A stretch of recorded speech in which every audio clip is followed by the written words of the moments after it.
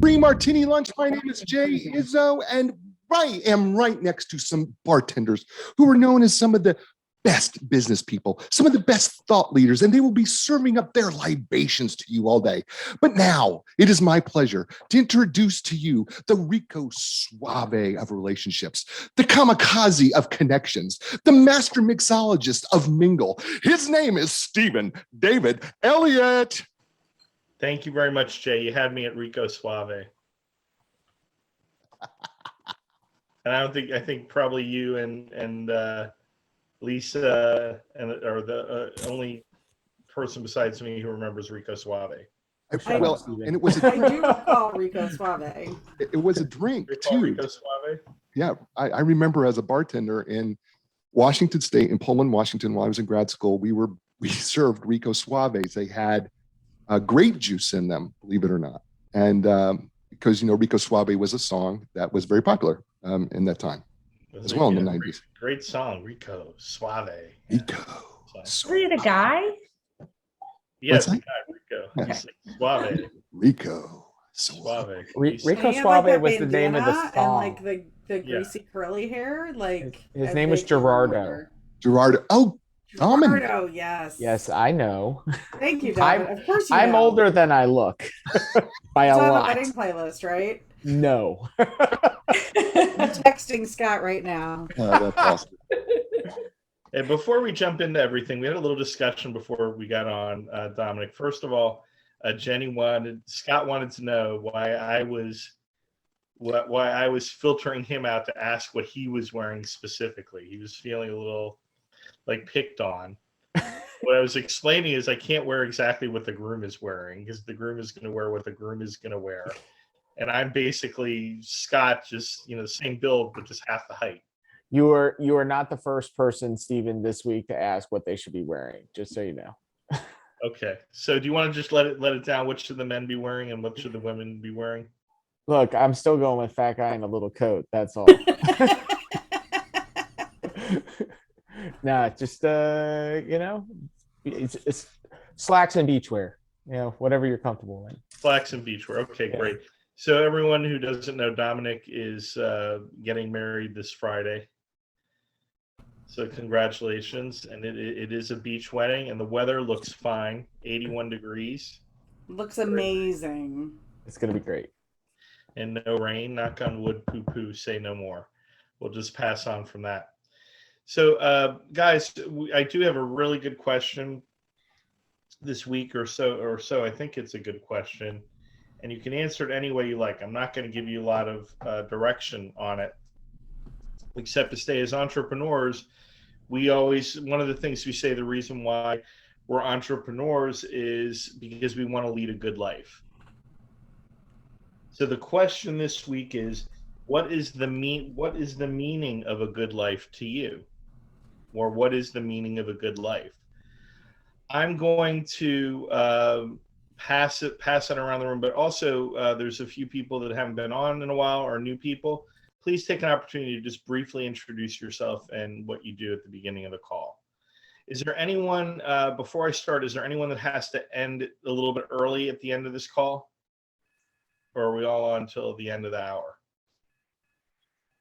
Okay, so we'll go from there. Today we are joined by Sarah Elliott. For those of you out in Facebook world that have heard Sarah mentioned many times but have never seen her, Sarah is the co-creator of Rockstar Connect and runs all the operations for Rockstar Connect. Basically, she is Rockstar Connect. She's created all the systems and everything that happens with Rockstar Connect. And it's pretty amazing because I was looking today at my emails concerning events all around the country and just going, wow, they just happen so smoothly and so easily. And that's all because of what Sarah does. She's just great at systems. But Rockstar Connect has expanded way beyond just events. We do marketing for many of our clients. We do their content on social media. We have all sorts of crazy ways of getting their name out there and making them well known. And I put that all to Sarah. But I'm going to let Sarah answer the question first, since it's her first time on 3 Martini lunch. Second, but okay. Okay. So, both Marks, it's your first time on, correct? Mark Morning. Mark Yes, Lowenstern? sir. Yeah, okay, so we're going to get to you guys in a little bit. We'll let other people see what's going on. Did you Marks come in together? Did you know each other beforehand? They are co-hosts of our new Truckee Tahoe event. Oh, excellent. Okay, terrific. Hey, Sarah, Yes. what is the meaning of a good life? The meaning of a good life. I've been thinking about this since we talked about it earlier. And I know the qualities that I think at the end of my life, when I look back and I go, okay, I did this, this, and this, and that makes it a good life. And I'm not sure what the meaning is, because I think, far be it for me to know the meaning of life or a good life, but I'll know that I've had a good life at the end of my life if my children can raise their children correctly and well and look back at their lives and have more good times than bad. And that when you and I get to the end, that we can look at each other and go, yeah, that was awesome. Right. I agree with you. And I would like to add that I think that what's terrific is I feel like I'm leading the good life now. And a good life for me is a balance of rewarding work with fantastic, incredible leisure. Yes. And of course, having, 2, great kids that don't give us that much trouble. Yes. More triumphs than struggles. That's right. Right. Jay, what is the meaning of good life to you? Well, I wasn't expecting you to get to me so soon, honestly. So, oh, that's not my house. Somebody's, whose alarm is going off? Is that someone's alarm? Yeah. Sounds like a smoke alarm. Could everyone mute for a second? No, I mean, go ahead, Jay. I think it's gone now. Okay, you can unmute. It's my house. What's your house, the alarm? Why don't you go check on that and we'll come back to you? That was weird, huh? That guy will do anything to get out of answering Well, this question. He said he was getting his house painted, so they may have inadvertently tapped a button or unplugged something. So They could have. Jay, so Jay will be back. Adam, since you spoke first, you get to tell us, what is the meaning of a good life to you? Hi, Sarah. Glad you're on the call. Good to see you. Welcome, Marks. My name's Adam Bricker. I'm doing my quick introduction. Is that how you want it? Yeah, just give us your quick introduction to let these all new people know who you are. Adam Bricker. I'm out of Florida, but I'm in Canada right now. What I do isn't magic. It just looks like magic, and I help people get a lot of new clients. We'll leave it at that for now. You ask, what is a good life? And then you're asking a question that's asking me for judgment and me judging it as being good. So I think a good life would be living without judgment. And to understand that everybody is on this journey together. I believe we're all one. So not just the people on the call, not just the people watching in Facebook land, but everybody, all of us. And I believe we've been around this this track once or twice or 3 times before, somehow, some way, in some energetic form. And we're here to remember that we're all one. We're here to remember that we're connected. And anything in your life that brings joy and bliss is probably really important. I think Stephen expressed it as a way to have leisure in your life. I believe that to be true. And that's it. Enjoy life, help others to enjoy their life, and remember why you came here. So I think you're a very positive, always been a very positive person. That's your history. Is your life better today than it was, let's say, 10 years ago? So, I was somebody who grew up with a mom who left. And I went through some troubles in my life in different shapes or forms. And I don't know that I would have the quality and enjoyment in life now if I didn't go through those things then. So Is it better? Hard to say. Do I enjoy it more? Oh, hell yeah. I enjoy it a lot more. Excellent.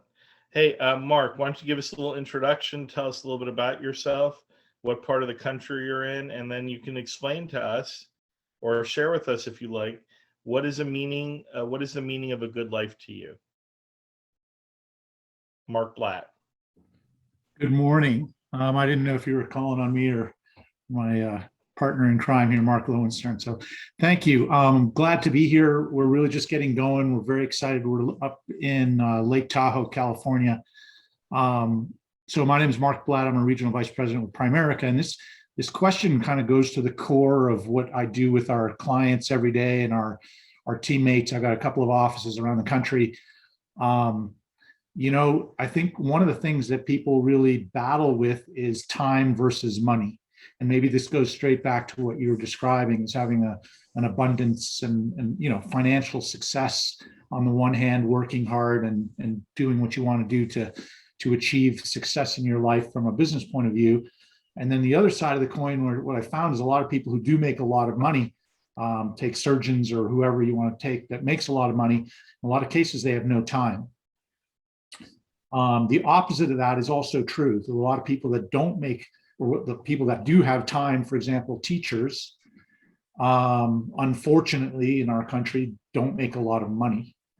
And so there's this kind of push and pull between, am I spending time with my family and freedom and doing what I want to do recreationally or whatever it is, or am I working hard and making money at the expense of the time that I've got, my freedom, my life? So I think finding a balance there and having abundance in both of those areas, figuring out how to run a business that allows you to have both, because both are important and it's not so easy to find. So when those surgeons do come to you as a financial advisor, for example, or just someone in your office, is that a problem that they have? They say, hey, look, I make great money, but I wish my money was working more for me so I can spend some of that money on something? Some definitely say that. So we live here in Lake Tahoe. There's fantastic homes around the lake. A lot of them are owned by CEOs and people with a lot of resources financially, but the homes are empty, right? I mean, they're a couple of weekends a year that we might see somebody. So I think there are people that battle. I think that's the question that, what you're asking this morning is kind of goes to the core of the questions that I ask my clients and my teammates. What's important to you and which one would you like more of? And starts the conversation, the exploration of, basically what you're talking about this morning. It's great. Very interesting. These it's a good way to learn a little bit about you and what you do in your business as well. Is Mark there, the other Mark, Lowenstern? If not, we'll come back to him. Yeah, yes, I'm here. I'm just not on video today. So sorry, I don't have video access at the moment. So are you out in Tahoe as well today? Yeah. So my name is Mark Lowenstern. I work with Mark Blatt as well, starting the newest Rockstar Connect for the Tahoe Truckee area, which is, instead of a boom town, is called the Zoom town, because our area has changed dramatically and the tech industry has moved to where we live, and they work where they enjoy life the most, and they enjoy the outdoor lifestyle. So I think that's, for me, I've been here since '83. That's one of the key items to me, is working in a place that you enjoy and love. And so I'm a luxury real estate agent for Compass, which is all around the nation now, Compass Real Estate. And to me, the key things about a fulfilling life, first is family, second is health, third is doing what you are passionate about, and to me the other key item is travel. I truly enjoy traveling, and traveling expands your horizon in understanding better who you are and and what other cultures are like. And number 5, a really good meal. Always.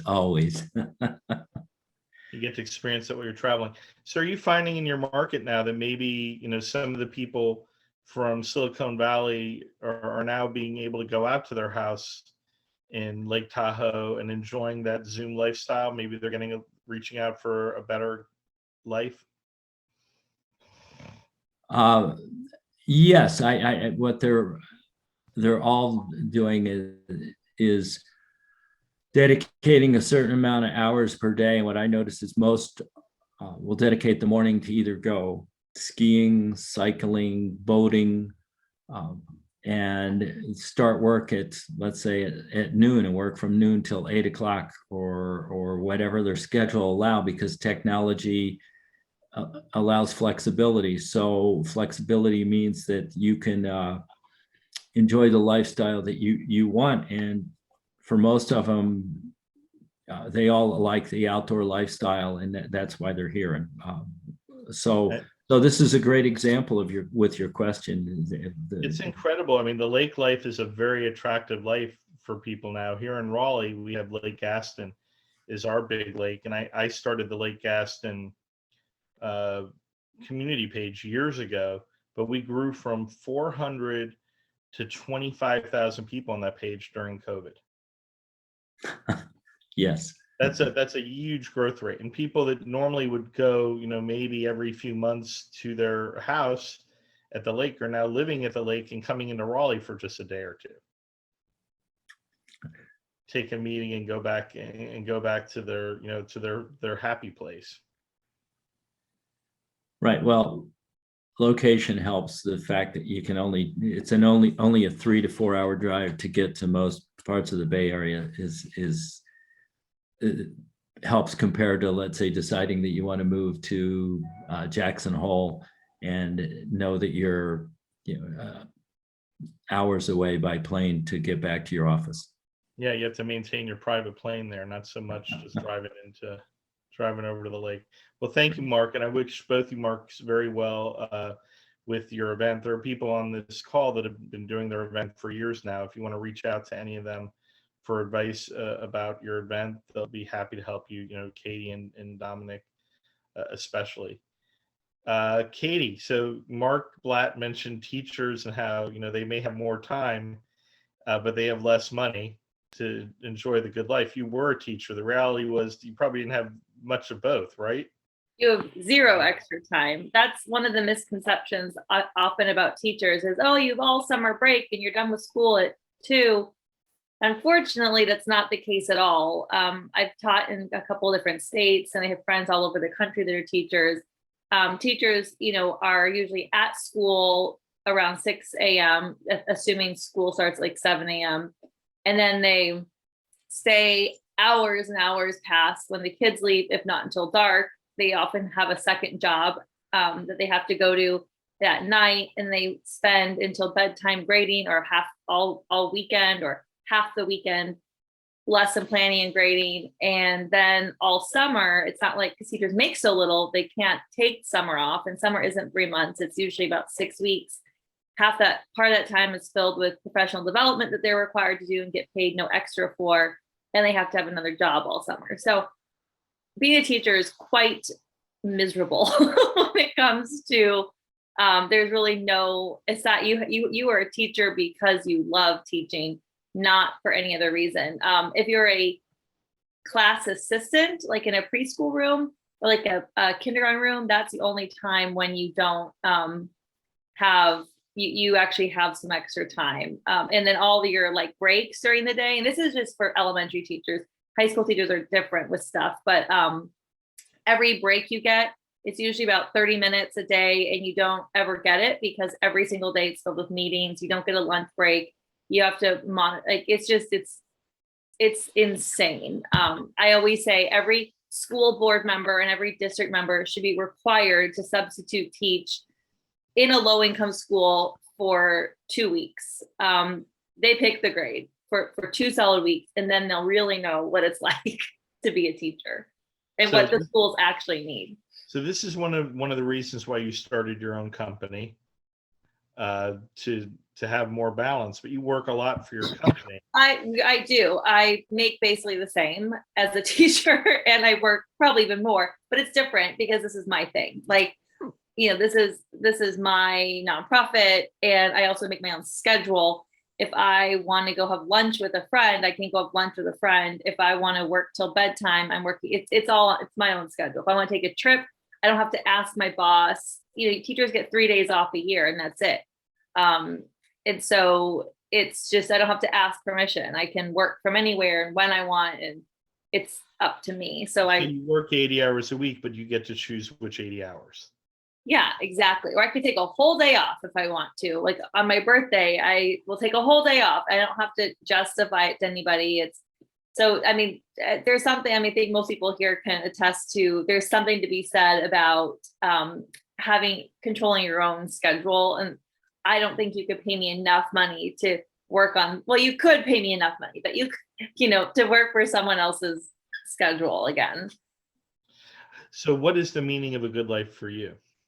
I think just experiencing as much as possible, doing as much good for others as you can, like leading an unselfish life. Like that, there's that quote from The Office where Andy says, I wish there was a way to know that these were the good old days before, I can't think of the exact quote, but you're all nodding like you know what I'm talking about.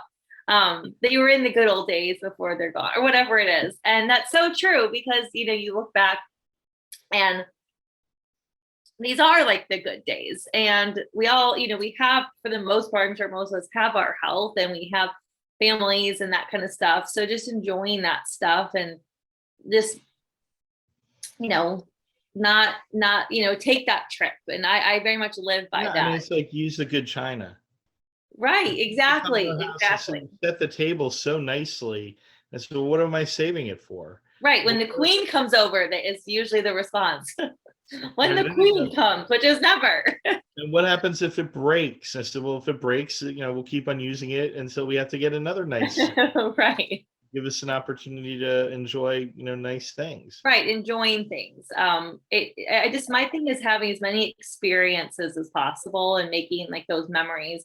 Everyone always is so annoyed because I'm such a picture taker, but I'm like, you will be so glad one day that you were friends with me and that I documented every moment of our lives because, it's a great way to have the memories and to look back because you forget stuff. And yeah, I do live in the moment, but there's something to be said about documenting the moment too. And you do take opportunities when they arise, and that's something that you should be proud of because a lot of people wouldn't know an opportunity if it bit them on the ass.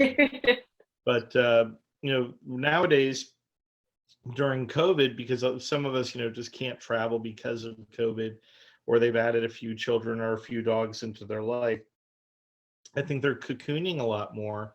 And part of the shortage out there is because of whatever, but other reasons is because we're consuming more of the things that make life fun. And I know Jay has just recently, moved into his new place, and it looks like you made some of those dream rooms that you put off in the past. Is that part of having a good life?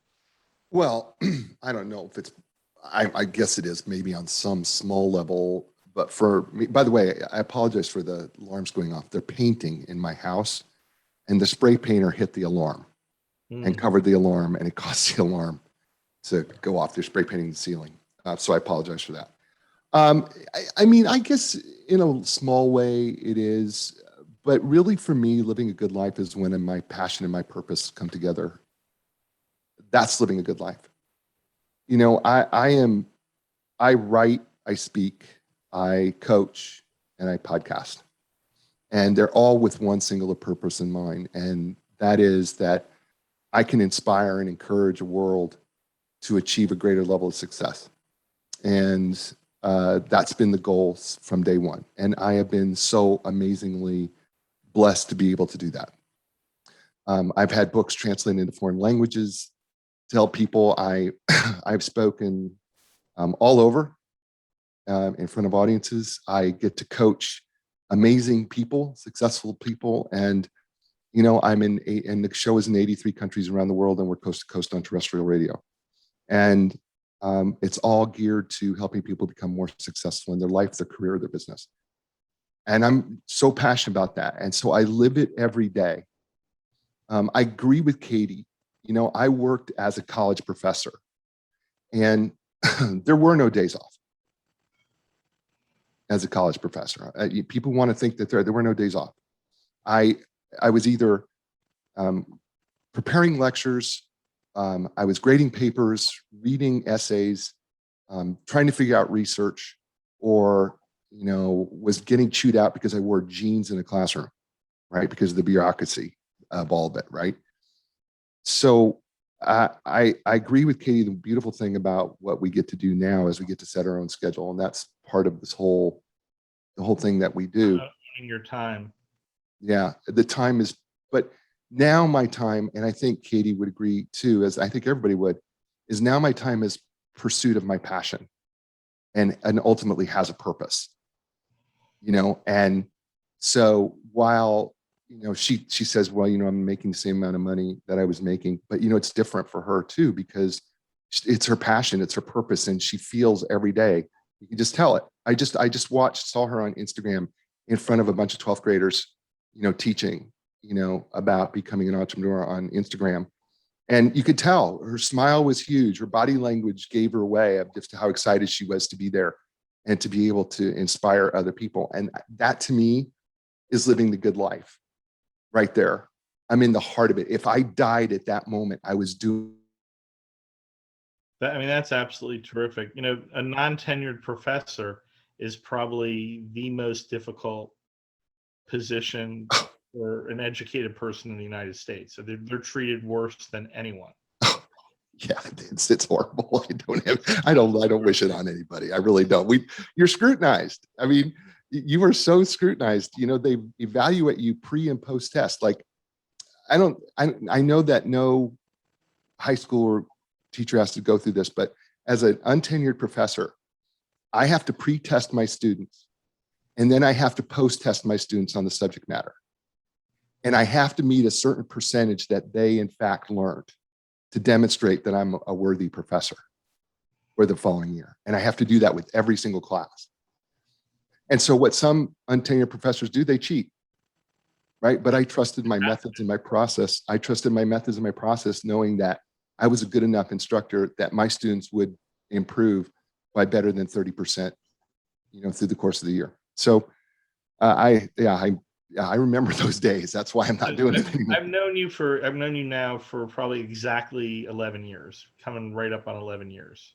Yeah, pretty close. Yeah, no, longer than that, Steve, because we moved in that building in 2008 and you came in. So okay. It's 13 years. 13 years. Mm-hmm. Were you leading the good life then? No. So when was the pivotal year for you that you led the good life? You realized you were living that life you always wanted. Yeah, I think I've talked about this before, but I was in a really bad state of depression and was really kind of lost, and found myself on a couch, kind of feeling hopeless, and literally I had to have a come to Jesus meeting with my wife, and had to pull myself out of it, and had to get some help, and start to see that, man, I had so much to be grateful for, and I missed it. And I wasted probably better than 10 years of my life, not being grateful. And then when I got that, and by the way, we were in Charleston, I don't know how many years ago it was, when it really did strike home for me several years ago, probably about 5-6 years ago, where all of a sudden it was like light bulb turned on in a hotel room in Charleston, South Carolina. And that was kind of the thing.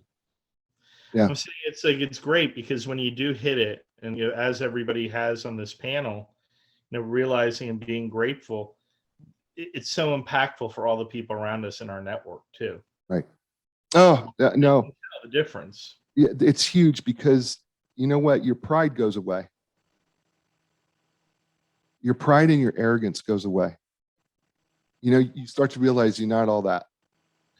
Well, and that's when you make your best friends too, and It really better is. relationships and all those You are things. so much more likable when you don't have pride. I'm just telling you right now. You're so much more likable when your arrogance is gone. It's amazing how that works. Well, I mean, there's a fine line between confidence and arrogance. Yeah, it really is. But pride is a huge thing. And there was a point there where I was so prideful because I think I was embarrassed and I was ashamed because I wasn't doing what I am now, of course, and and getting to do it. But I think there's a part of me that was just, my pride was just causing shame and embarrassment, and for no reason. Just, it was my pride. It I got in think the the way. line between confidence and arrogance is only a smile. Mm, Smile versus a snarl. Yep. I think that's it, honestly. that's good, Sarah. That's good. That's good. Jenny, so you've had time to digest this question a little bit. I have had time to digest this question. This is a good question. I mean, I have to. I mean, Jay basically stole my answer, so I. What? No, I mean it's really like looking at it from like what do I want to spend my energy on, right? Where do I want to put my what basket do I want to put my eggs in? And for me, like so to illustrate the example, last week I lost over 10,000 photo files, like poof, gone. And for a photographer, that's a really crappy thing to have happen. That's a bad thing. Okay. And it's not like I still have the originals, but the catalog in which all of the edits were stored disappeared. So if anybody wants photos that I've already done, or like the ones that I was working on, I need to recreate the work that I did. I mean, it's going to be time consuming, but it's not a huge deal. And we were recording the podcast on Friday, and Sarah came in and we were talking, and I told her, she's like, "You're surprisingly calm for this." And I was like, what else am I going to do? Right? Like, I can choose to, collapse and maybe 5-10 years ago, that's exactly what I would have done. I would have crawled under the sheets and pulled the covers over my head and said, forget it, I give up. But the difference is that, for me, setting the example for, modeling that behavior for my kids, that this is, a better way to be rather than wallow, is to just say, okay, it happened, and move forward. Now, I mean, this may or may not have to do with the fact that I literally spend 10 hours a day sitting next to like thousands of pounds of Himalayan salt. I'm not saying it's a really good existence this way, but I mean, in all seriousness, it's just, what do I choose to apply my energy to, and that is your limited time. Exactly. It's a resource, and it's a finite resource, and eventually I will fall asleep. So if at the end of this, that I go and I say, during my waking hours, I filled it with things that brought me joy and did, good things for other people, awesome. If my kids are happy and healthy, awesome. And if not, what's the lesson there? I mean, I think it's great. I think a lot of it is important about sort of living in the now. No one's going to remember that you lost those. I mean, even when you're 15 years from now. Oh, I'm going to remember. You're going to remember, but you're going to remember you care. That's a question. Like, right. We're right. having a philosophical dinner conversation that last night that Sarah was participating in, and trying to get my parents to participate in, but they just didn't get it. But it's about memories. And we'll remember stuff. Maybe our kids will remember stuff about us. Maybe our grandparents or our grandkids will. But really, after that, we're forgotten. We're just a name written down. And even really famous people, do we really remember them, or have we created a story about them? Mm-hmm. You could even take someone like Martin Luther King, and people, some people see him as a hero, and other people see him as an evil person. And now we're talking. We had Christopher Columbus. A holiday yesterday, and to some people he's a hero, and to other people he's a villain. But nobody really nobody knows, like, hey, was he a good father? Probably not, I guess, as a sailor. I mean, like, Or do you tell a good let's story? just not go down that rabbit hole of like, But people Yeah. aren't going to really, these things are all very, they seem extremely important. Like Rockstar Connect is very important to Sarah and I, but to an extent, I mean, each other's happiness is more important. right. That's the most important thing. And that's like, we're always asking each other, are you okay? Are you happy? Is there anything you need? Which is great, and believe me, it's great in a relationship, because not all of my relationships were like that. This is the only relationship I've ever had like that. Two givers together, and people in Rockstar Connect, we're givers. hmm We could just go out there and print money instead, but we choose to help other people and share the successes that we have in our life, because truly success is contagious. hmm Why don't we go? We're going to go Lisa, Laura, and then Domenic. Okay. Lisa, are you ready for the question? First of all, do you want to remind everybody what you do? Yeah, my name is Lisa Grunden. I'm the Unf Your Life Coach. It's my podcast, and I write, I speak, I coach. Jay took that thunder too. Actually, we share that thunder. And, it's all what I do at a fundamental level is I teach people to love themselves. I remind them, as I remind myself and everyone in my world every single day, that, you're pretty freaking magical, unique, nonconformist. It's funny because just earlier today, I was digging out my 10th grade teacher tried to teach us to really like some of the masters. And I got to put my glasses on to read what he put up. What did you put up there? I take thunder. I take thunder and lightning. Yes. So anyway, he tried to teach us to appreciate Ralph Waldo Emerson and other teachers like that. And I've been reading a lot of poetry lately as I have some nights to myself. My husband is working in a different state right now. And I was looking at Ralph Waldo Emerson essay on self-reliance. And he said the keys to self-reliance were confidence, nonconformity, nature, transcendence was one of the, I can't remember what the other two were right now. They escape me. And I was thinking, wow, because what is a good life? A good life to me is, yes, I like the fact that I am a nonconformist in many ways. And a lot of people are, a lot more so than they think. They just don't always acknowledge it.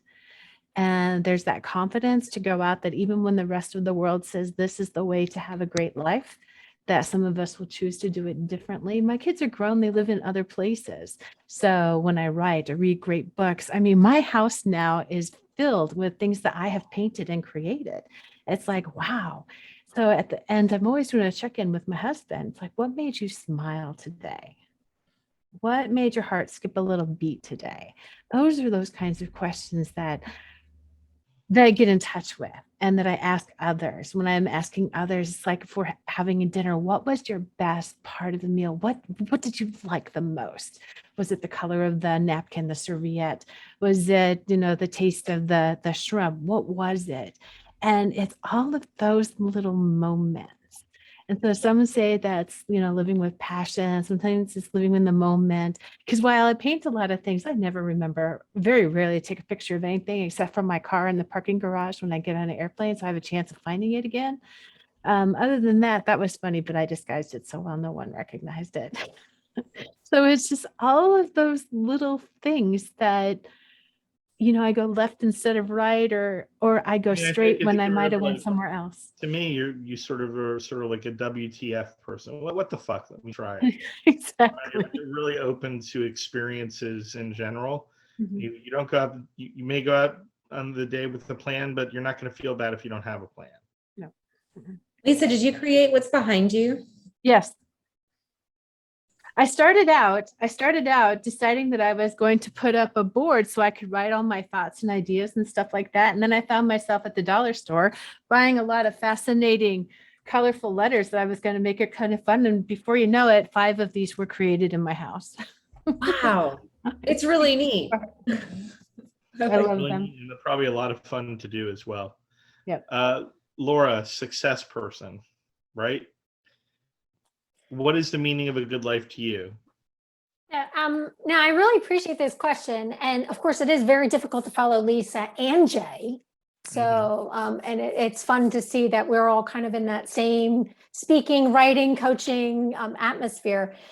So, giving it some thought, and thank you for having me go a little bit later. I think the biggest thing for me is living a life of gratitude and really appreciating all the things that I've been blessed with through the years. I've had an amazing life. I was very grateful that I have loving parents that have been married over 60 years. My husband and I are married going on 34 years. All of my siblings are married long-term with their original spouses. And there's a lot to be said for that, because working through life with a partner that you can rely on and trust is so amazing to be able to share how life changes, right? So we've had 2 kids, we've raised 2 kids. There have been ups and downs, but at the end of the day, being able to lay my head down next to the man that I absolutely love and adore, and who's my life partner, and commits each and every day to making our life better is such a gift. And just not to take that for granted is so important. And it's something that I give God the glory every day for, because I don't, I think often my life could have been very, very different if it weren't for having faith and the family that I have surrounding me. So I think that's what makes life to me very magical, is being able to share it with the people that you love. And it really makes a difference. No, you talk about, raising 2 kids, right? You have 2 boys, 2 girls, a boy and a girl. I have a son and a daughter. My son is a diesel mechanic. My daughter is the mother of 2 amazing little children, 2 little ones, a 3 and a 4-year-old.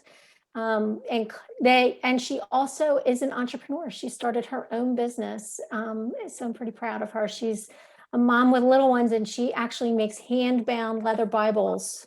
And she actually recovers people's family heirloom Bibles as well. So she's got a pretty big gift. These are all things Sarah's going, wow, I could do that. That sounds fun.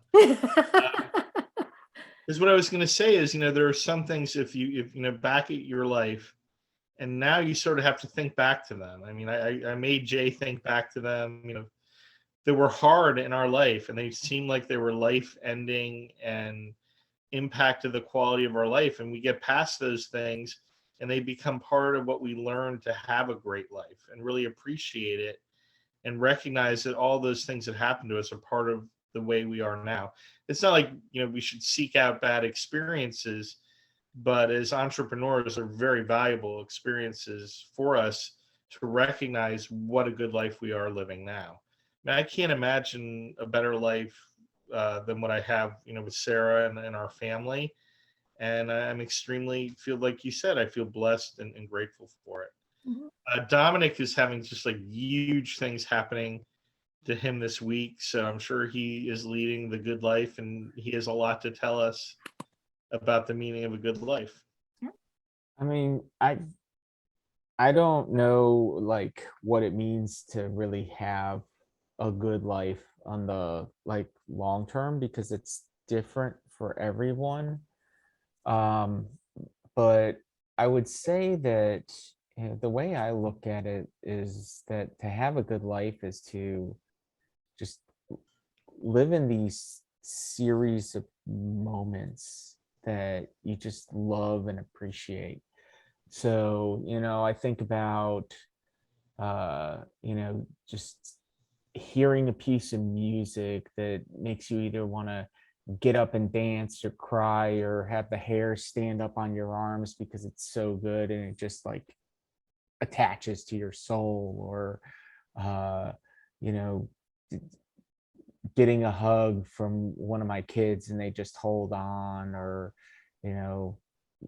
laying down and having Heather wrap herself around me, or having a just a bite of food that's just perfect, right? There's those Hanging out with friends. Hanging out, yeah, spending time with friends and having meaningful conversations, or talking about absolutely nothing at all, and then just enjoying the space together, and really being present and appreciating those moments, because those moments don't last forever. But if we hold on to them and we really recognize them for what they are and don't take them for granted, I really think that that's what it means to live a good life, and just, recognize that we can appreciate what we have and not always be.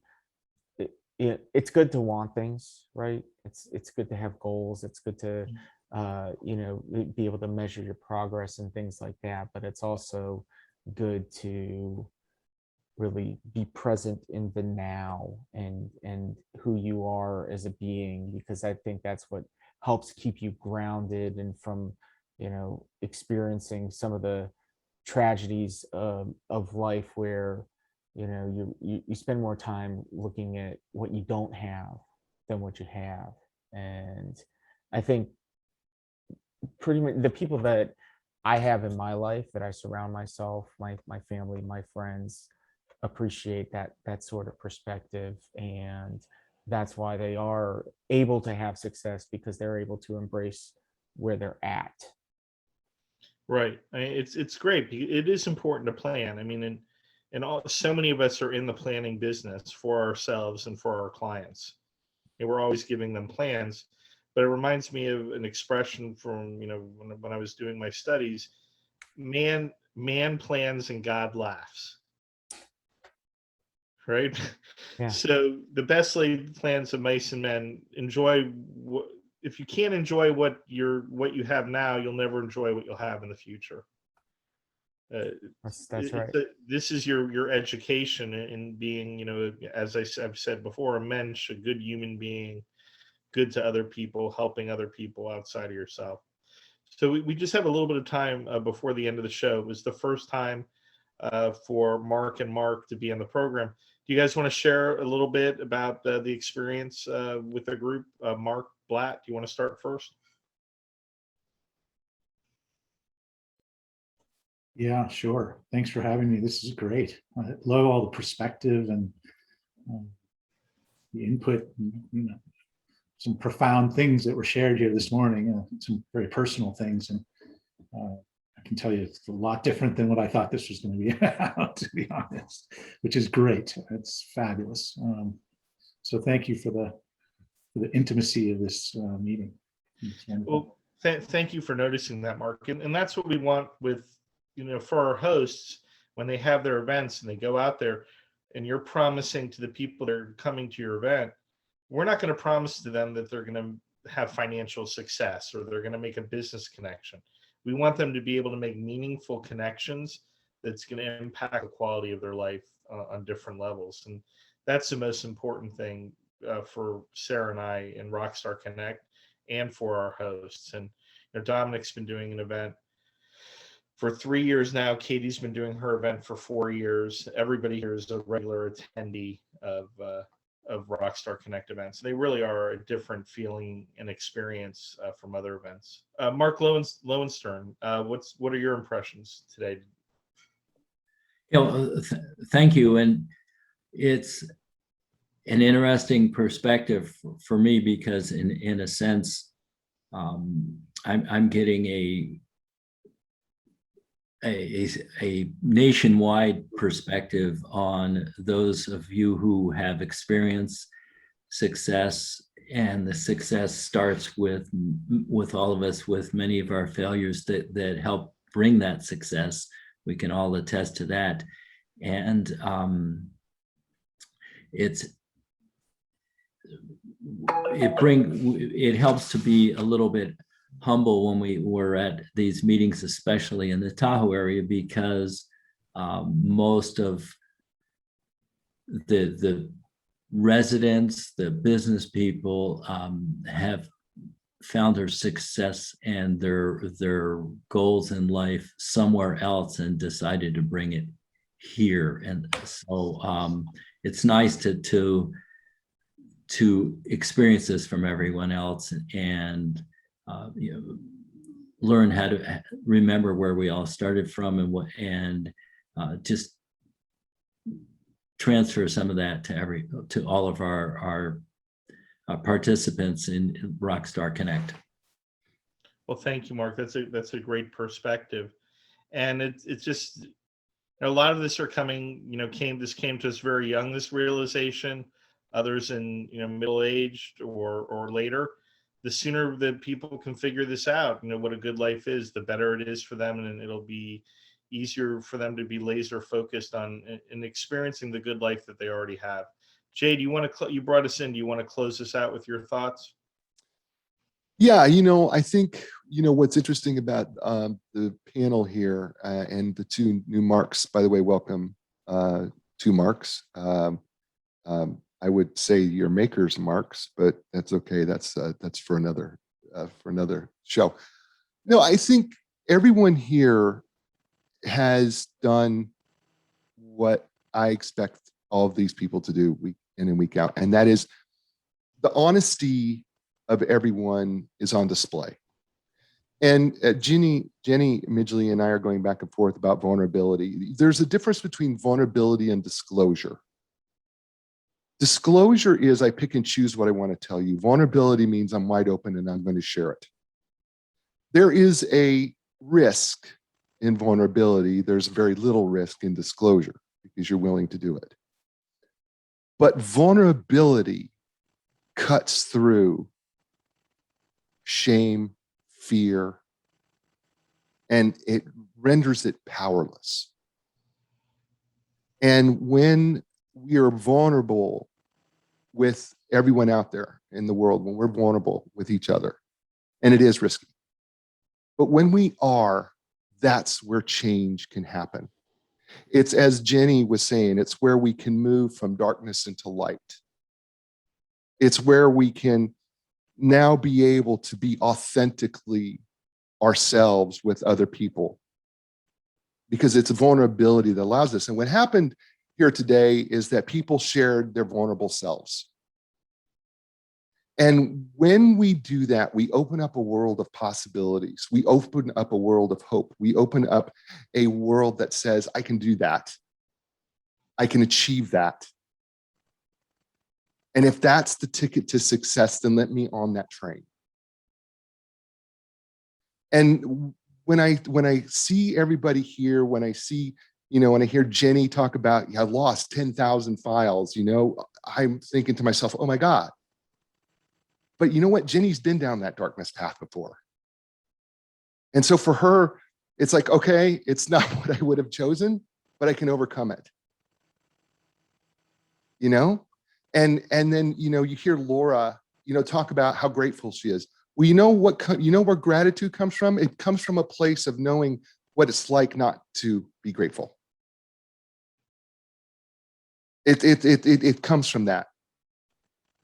And then you see somebody like Adam, who has got an extraordinarily challenge ahead of him. It's a huge challenge. Whether we want to talk about it or not, he's got a huge challenge ahead of him. I don't envy him, but you know what? He's going to make it through it. Right? Then there's Katie, who is, talk about muscling her way through every single day, and not much of a financial reward, but she's rewarded in other ways. That's what she does. And people wake up. Success is not all about how much dollars go into your bank account. Success a lot of times is the ability to do what you do to help others. And at the end of the day, you walk into your bedroom, you're exhausted and went, man, we helped a bunch of people today. And then you have Lisa, who, you know what? It's just about being honest. Yeah, I'm unfiltered. I am completely unfiltered. I'm completely authentic. This is who I am. This is what I'm going to be. Right? Domenic, you know what? Here's the deal, man. Congratulations on your upcoming event. But I'm going to just tell you something that I said at my friend's wedding. You know what? The honeymoon's awesome, but the marriage is what you're going to have to live with. And that's where you're going to make or break your life, is what you do in your marriage. And when you hear Steve and Sarah talk about how they check in with each other and say, are you okay today? Right? Those are pretty cool things, right? To check in with each other and say, how are you doing? How are we doing? On a scale of 1 to 10, how's our relationship going? How's it going in these 4 areas? How are we doing physically, mentally, emotionally, and spiritually? Would you say we're 10s, 3s, 5s? How would you say we are? Check in. Matter of fact, I recommend that for everybody. Check in with yourself on those 4 areas of your life regularly. Physically, mentally, emotionally, and spiritually. Check in with yourself. How would you rate yourself? Are you working on yourself today? And do that regularly. You just reminded me of something important, Jay. And we lose track of this because we use social media so much in our business. But social media is a great tool for us to check on the greater world to see how they're doing as well. Absolutely. Yeah, absolutely. It's a tool. It's neither good nor evil. It's a tool. We choose what we want to make of social media, right? And it could be a great tool for us to check in, encourage, inspire, lead, become thought leaders for other folks. And now the alarms have gone off again. So I think that's my cue to shut up. Thank you, Jay. I want to thank everyone for coming this week. I congratulate the Marks. You did a fantastic job, great participants. And I hope you bring all that to your group coming up. And I'm sure Sarah and her team are going to make sure that you share your successes with your community. Thank you all for coming. And next week.